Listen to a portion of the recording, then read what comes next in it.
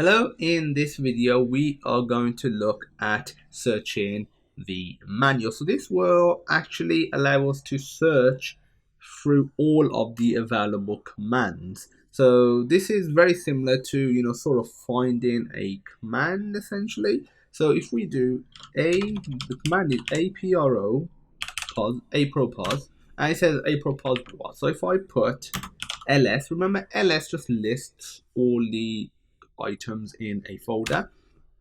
What this does is goes through every single command there is, every single command, and if the actual command itself has ls in there, anywhere in there, it'll show it, or if the actual description has it. And you can see that right here, because as you can see, this doesn't have ls in there, this the aconnect command doesn't, but the description part of it does. So let's do another one. So we could do apros time. So quite a few ones are related to time.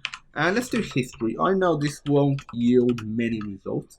So currently there are only two commands set that have history as a part of the command name or as a part of the description. So that's really all the apropos command does.